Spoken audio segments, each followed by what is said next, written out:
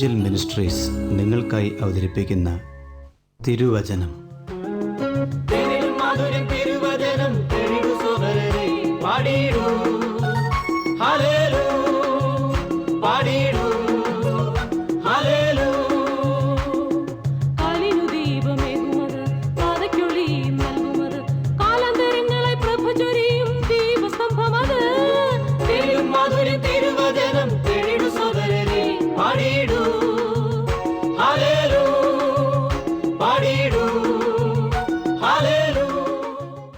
ഇന്ന് നമ്മോട് ദൈവവചനത്തിൽ നിന്ന് സംസാരിക്കുന്നത് Suviseshakan James M Thomas Nedumbassery. പ്രാർത്ഥനയോടെ ശ്രദ്ധിച്ചാലും. ദൈവജനമായ ഇസ്രായേലിൻ്റെ പാപം നിമിത്തം യഹോവയുടെ നിയമപ്പെട്ടകം ഫിലിസ്ത്യരുടെ കരങ്ങളിലേക്ക് എത്തുന്ന കാഴ്ച ഇതിനു മുൻപുള്ള അധ്യായങ്ങളിൽ നാം ഓർക്കുകയുണ്ടായി. എന്നാൽ നാം 7-ാം അധ്യായത്തിലേക്ക് വരുമ്പോൾ അതിൻ്റെ ആരംഭത്തിൽ തന്നെ യഹോവയുടെ നിയമപ്പെട്ടകം കിരിയത്ത് യയാരീം നിവാസികളുടെ അടുക്കലേക്ക് എത്തുന്ന ചരിത്രമാണ് വിശുദ്ധ തിരുവെഴുത്ത് നമുക്ക് കാണിച്ചു തരുന്നത്. അങ്ങ് ശ്രദ്ധിക്കുന്നത് ഇവാഞ്ചൽ മിനിസ്ട്രീസ് ക്രമീകരിക്കുന്ന തിരുവചനം എന്ന വചന പഠന പരമ്പരയാണ്. ശമൂവേലിൻ്റെ 1-ാം പുസ്തകത്തെ അധികരിച്ചുള്ള 68-ാമത്തെ എപ്പിസോഡിലേക്ക് അങ്ങയ്ക്ക് ഹാർദമായ സ്വാഗതം. ശമൂവേലിൻ്റെ 1-ാം പുസ്തകം 7-ാം അധ്യായത്തിൻ്റെ 1-2 വാക്യങ്ങൾ വായിച്ച് കേൾപ്പിക്കുന്നു. ശ്രദ്ധിച്ചാലും. കിരിയത്ത് യയാരീം നിവാസികൾ വന്ന് യഹോവയുടെ പെട്ടകമെടുത്ത് കുന്നിന്മേൽ അബീനാദാബിൻ്റെ വീട്ടിൽ കൊണ്ടുപോയി അവൻ്റെ മകനായ എലയാസറിനെ യഹോവയുടെ പെട്ടകം സൂക്ഷിക്കേണ്ടതിന് ശുദ്ധീകരിച്ചു. പെട്ടകം കിരിയത്ത് യയാരീമിലായിട്ട് ഏറിയ കാലം 20 സംവത്സരം തന്നെ കഴിഞ്ഞു. ഇസ്രായേൽ ഗൃഹമൊക്കെയും യഹോവയോട് വിലപിച്ചു.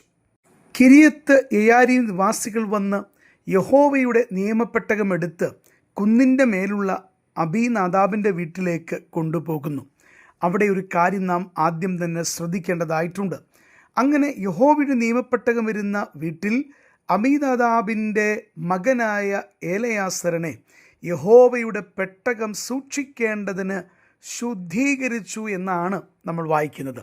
വളരെ വ്യക്തമായി ഓർമ്മപ്പെടുത്തട്ടെ, ദൈവത്തിൻ്റെ വേല ചെയ്യുമ്പോൾ കർത്താവ് ഏൽപ്പിച്ച ഉത്തരവാദിത്തങ്ങൾ നാം നിർവഹിക്കുവാൻ വേർതിരിക്കപ്പെടുമ്പോൾ ഓരോ വിശ്വാസിയും ഓർക്കേണ്ടുന്നൊരു വസ്തുതയുണ്ട്. ഞാൻ ദൈവത്തിൻ്റെ സന്നിധിയിൽ വിശുദ്ധിയോടെ ജീവിക്കേണ്ടവനാണ്. ഓർമ്മപ്പെടുത്തട്ടെ പ്രിയമുള്ളവരെ, രക്ഷിക്കപ്പെടുമ്പോൾ യേശു കർത്താവിൻ്റെ രക്തത്താൽ നമ്മുടെ പാപക്കറകളെ കഴുകിക്കളഞ്ഞ് ദൈവം നമ്മളെ വിശുദ്ധന്മാരാക്കി പ്രഖ്യാപിക്കുന്നുണ്ട്. എന്നാൽ പ്രായോഗിക ക്രിസ്തീയ ജീവിതത്തിൽ ദൈവമേൽപ്പിക്കുന്ന ശുശ്രൂഷകളുടെ നിർവഹണത്തിനായിട്ട് നാം വചനപ്രകാരം നമ്മെ തന്നെ ദൈവമുൻപാകെ വിശുദ്ധിയോടെ സൂക്ഷിക്കേണ്ടുന്നതിൻ്റെ പ്രാധാന്യമാണ് ഈ വാക്കുകളിൽ നമുക്ക് ദർശിക്കുവാൻ കഴിയുന്നത്. അങ്ങയോട് വളരെ സ്നേഹത്തോടെ വിനയത്തോടെ അപ്പോൾ തന്നെ വചനത്തിൻ്റെ ആധികാരികതയോട് ഒരു സ്വയപരിശോധനയ്ക്ക് വേണ്ടി ഒരു കാര്യം ചോദിക്കാനായിട്ട് ആഗ്രഹിക്കുക. ദൈവം ഏൽപ്പിക്കുന്ന പല ശുശ്രൂഷകൾ അങ്ങയ്ക്കുണ്ട്. എല്ലാ വിശ്വാസികൾക്കും കൃപാവരങ്ങളുണ്ട്. ദൈവം ഏൽപ്പിക്കുന്ന ഉത്തരവാദിത്തങ്ങൾ അവർ നിർവഹിക്കേണ്ടതായിട്ടുമുണ്ട്. എന്നാൽ പലരും അത് മറന്ന് ജീവിക്കുന്നുണ്ട്. അത് മറ്റൊരു വസ്തുത. ദൈവം ഏൽപ്പിക്കുന്ന ശുശ്രൂഷകൾ അങ്ങ് നിർവഹിക്കുമ്പോഴും ഉത്തരവാദിത്തങ്ങൾ ചെയ്യുമ്പോഴും കർത്താവിൻ്റെ മുൻപാകെ ജീവിതത്തിൻ്റെ വിശുദ്ധി അങ്ങയ്ക്കുണ്ടോ? ഈ ചോദ്യം അങ്ങയുടെ ഹൃദയത്തിൽ തീർച്ചയായിട്ടും ഉണ്ടാകേണ്ടതാണ്. വിശുദ്ധി കൂടാതെയാണ് കർത്താവ് ഏൽപ്പിക്കുന്നത് ചെയ്യുന്നതെങ്കിൽ ദൈവത്തിന് അതിൽ വലിയ അനിഷ്ടമുണ്ട്. ദൈവത്തിൻ്റെ ശിക്ഷ നാം ഏറ്റുവാങ്ങേണ്ടതായിട്ട് വരുമെന്നുള്ളതിന് തിരുവചനം സാക്ഷിയായിട്ടുള്ള വിഷയമാണ്. എന്നാൽ വിശുദ്ധിയോടുകൂടെ ദൈവഹിതപ്രകാരം ദൈവമേൽപ്പിക്കുന്ന ശുശ്രൂഷകൾ നാം നിർവഹിച്ചാൽ എത്രയോ അനുഗ്രഹങ്ങൾ നമ്മുടെ ക്രിസ്തീയ ജീവിതത്തിൽ പ്രായോഗിക തലത്തിൽ അനുഭവിക്കാനായിട്ട് നമുക്ക് സാധിക്കും. അതാണ് നാം ആഗ്രഹിക്കേണ്ടത്. കർത്താവിനെ ഏൽപ്പിക്കുന്ന ശുശ്രൂഷകൾ എങ്ങനെയും ചെയ്തു തീർക്കുക എന്നുള്ളതല്ല, മറിച്ച് കർത്താവിനെ ഏൽപ്പിക്കുന്ന ഓരോ ശുശ്രൂഷകളും വളരെ വിശുദ്ധിയോടെ ഞാൻ വചനത്താൽ എന്നെ തന്നെ വിശുദ്ധീകരിച്ച് ദൈവത്തിൻ്റെ കൃപയിൽ ആശ്രയിച്ച് പരിശുദ്ധാത്മാവിൻ്റെ നിയന്ത്രണത്തിലും കർത്താവിനോടുള്ള വിധേയത്വത്തിൽ ഞാൻ ചെയ്തു തീർക്കുമ്പോൾ അതെനിക്ക് അനുഗ്രഹമായി ഭവിക്കും. ഇവിടെ ഇതാ ഈ കുന്നിന്മേലുള്ള അബീനാദാബിൻ്റെ വീട്ടിൽ കൊണ്ടുവച്ചിട്ടുള്ള യഹോവയുടെ നിയമപ്പെട്ടകത്തിൻ്റെ മുൻപിൽ തൻ്റെ മകനെ ശുദ്ധീകരിക്കുന്ന കാഴ്ച നമുക്ക് കാണുവാൻ കഴിയുന്നു. കിരിയത്ത് യയാരീമിൽ ഏറിയ കാലം 20 സംവത്സരം ദൈവത്തിൻ്റെ നിയമപ്പെട്ടകം ഇരിക്കുന്നത് നാം കാണുകയാണ്. എന്നാൽ നമ്മൾ പിന്നീട് വർഷങ്ങൾക്ക് ശേഷമുള്ള ചരിത്രം നോക്കുമ്പോൾ 20 വർഷങ്ങൾക്ക് ശേഷം യഹോവയുടെ നിയമപ്പെട്ടകം ദാവീദ് രാജാവ് കൊണ്ടുപോകാൻ വന്ന ചരിത്രം 2 ശമൂവേൽ 6-ാം അധ്യായത്തിൽ നമുക്ക് കാണുവാൻ കഴിയുന്നുണ്ട്. എന്നാൽ ഈ 20 വർഷത്തെ സംബന്ധിച്ചിടത്തോളം ഇസ്രയേലിൻ്റെ ബന്ധത്തിൽ നാം ചിന്തിക്കുമ്പോൾ അവർക്കത് വിശ്വാസ ത്യാഗത്തിൻ്റെ കാലഘട്ടമായിരുന്നു എന്നുള്ളത് നമുക്ക് മനസ്സിലാക്കുവാൻ കഴിയുന്നുണ്ട്. ദൈവത്തിൻ്റെ സാന്നിധ്യത്തിൽ നിന്ന് അകന്ന് ജീവിക്കുന്ന വിശ്വാസിയെ സംബന്ധിച്ചിടത്തോളം അവൻ്റെ ഹൃദയത്തിൽ പാപമുണ്ടാകും. അവൻ്റെ ജീവിതത്തിൻ്റെ പ്രവൃത്തി മണ്ഡലങ്ങളിൽ ദൈവത്തിന് അനിഷ്ടമായ പലതും വന്നുകൂടുമെന്നുള്ളത് മുന്നറിയിപ്പാണ്.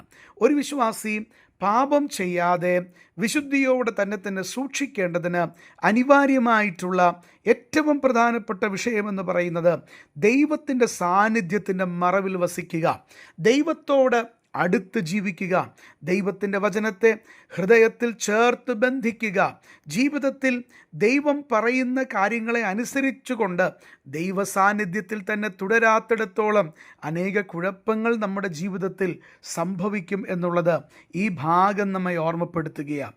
ഇവിടെ ഇതാ കിരിയത്ത് യയാരീമിൽ ദൈവത്തിൻ്റെ പെട്ടകമായിരിക്കുമ്പോൾ ഇസ്രായേൽ ജനത്തെ സംബന്ധിച്ച് അവർ ദൈവത്തിൽ നിന്ന് അകന്നു പോകുന്ന കാര്യമാണ് കാണുവാൻ സാധിക്കുന്നത്. ചുറ്റുപാടുമുള്ള ലോകജാതികൾ, അവരുടെ ആചാരങ്ങൾ, അവരുടെ വിഗ്രഹ സേവകൾ, ഇതെല്ലാം ഇസ്രായേൽ ജനത്തിൻ്റെ മധ്യയിലേക്ക് കടന്നു വന്നിരുന്നൊരു കാലഘട്ടമായിട്ട് നമുക്ക് അതിനെ മനസ്സിലാക്കുവാനായിട്ട് കഴിയും.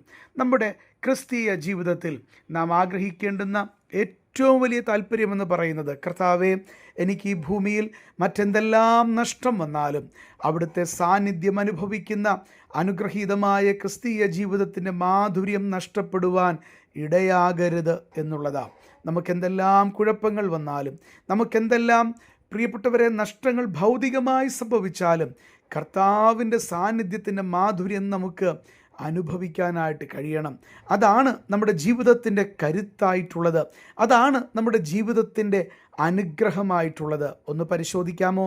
അങ്ങയുടെ ക്രിസ്തീയ ജീവിതത്തിൽ ക്രിസ്തുവുമായിട്ടുള്ള ബന്ധത്തിൻ്റെ മാധുര്യതയ്ക്ക്, ആ ആസ്വാദികരമായ അനുഭവത്തിന്, വിജയപ്രദമായ ക്രിസ്തീയ ജീവിതത്തിൻ്റെ ചൂടേറുന്ന അനുഭവങ്ങൾക്ക് വീഴ്ച വന്നിട്ടുണ്ടെങ്കിൽ, സങ്കീർത്തനക്കാരൻ്റെ ഭാഷയിൽ പറയുമ്പോൾ രക്ഷയുടെ സന്തോഷം അങ്ങയ്ക്ക് നഷ്ടപ്പെട്ടിട്ടുണ്ടെങ്കിൽ തിരികെ വരാനായിട്ട് സ്വർഗത്തിലെ ദൈവം അങ്ങേ വിളിക്കുന്ന ചരിത്രമാണ് നമുക്ക് ഈ ഭാഗങ്ങളിലൂടെ കാണുവാനായിട്ട് കഴിയുന്നത്. നമ്മുടെ ജീവിതങ്ങളെ കർത്താവിനോട് ചേർത്ത് ബന്ധിച്ചുകൊണ്ട് വിശ്വാസ ജീവിതത്തിൻ്റെ പ്രായോഗിക തലം മുന്നോട്ട് കൊണ്ടുപോകുവാൻ ദൈവവചനത്തിൽ നിന്ന് ബുദ്ധി ഉപദേശിച്ചുകൊണ്ട് വാക്കുകൾ നിർത്തുന്നു. ദൈവം അങ്ങേ അനുഗ്രഹിക്കട്ടെ. ഈ സന്ദേശം ശ്രദ്ധിച്ച എല്ലാ പ്രിയപ്പെട്ടവർക്കും കർത്തൃനാമത്തിൽ നന്ദി. ബൈബിൾ കറസ്പോണ്ടൻസ് കോഴ്സിൽ ചേർന്ന് പഠിക്കുവാൻ ആഗ്രഹിക്കുന്നവർ മേൽവിലാസം അയച്ചു തന്നാലും പ്രാർത്ഥനാ വിഷയങ്ങളും അറിയിക്കുമല്ലോ.